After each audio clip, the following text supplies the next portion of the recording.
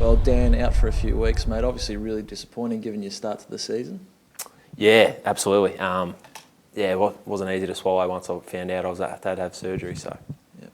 What about the incident? How did it happen? A bit innocuous, I believe. Yeah, not much to it, mate. It was about 5 minutes into the game down at Skilled or Simmons Stadium. Ben Ross got a free kick high and it wasn't even that dirty. I went into remonstrate with the other guy. I just pushed him and caught the thumb at an awkward angle and managed to rupture the ligament, unfortunately. So that's probably been the most frustrating part.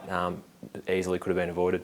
Do you know straight away that something wrong was happened? Yeah, I felt something sort of snap or just that sort of, and then the thumb was out. I sort of shook it off and it sort of slipped back in, just sort of relaxed. And I thought, oh, maybe it's all right. It's back in position and was running along. And then when it came out again a few minutes later, just through running, I was grabbing a drink after a goal and noticed it had slipped out again.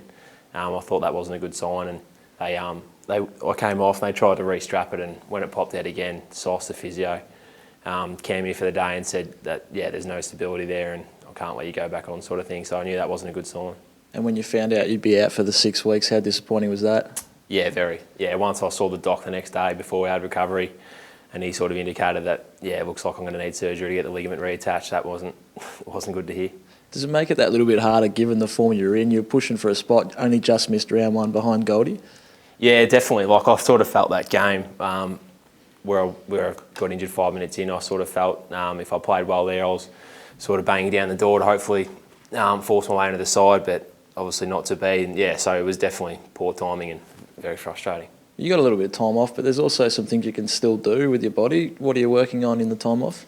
Yeah, so now that I've seen the surgeon just a couple of days ago to get the update on how I'm going, I've pretty much got the all clear to start ramping up my training. So I've started running again already and can kick the footy. Like, obviously can't put any force through the thumb or any marking or any contact, but there's no reason I can't sort of do a mini pre-season over the next sort of 3 or 4 weeks. And all it'll be really is a matter of getting the touch back once get the all clear. Once the wire and pin comes out of the thumb, it won't really be a matter of having to regain conditioning and that side of things. Hopefully that can, if anything, improve over the next few weeks. So it's a bit of a blessing in disguise in a way. You can work on some of those things you might have needed to.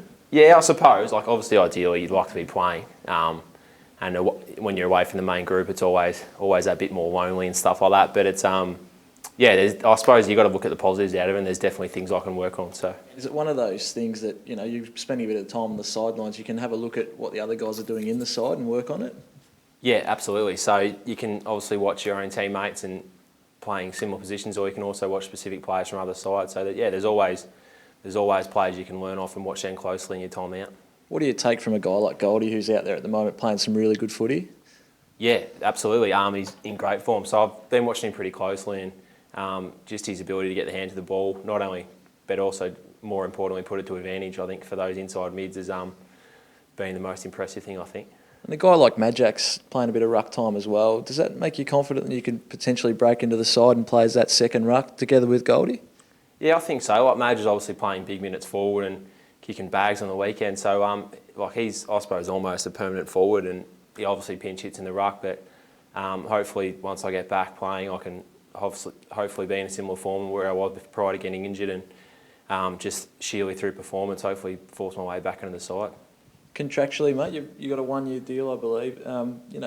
It's pretty tough when something like this happens, but confident you can get back and have an impact and push for that contract again next year? Yeah, absolutely. It is cutthroat, obviously, on a 12-month contract. But, pretty confident that hopefully can start discussions with the club in this second half of the year, hopefully, because I'm very grateful for the opportunity the club's given me and hoping to repay the faith.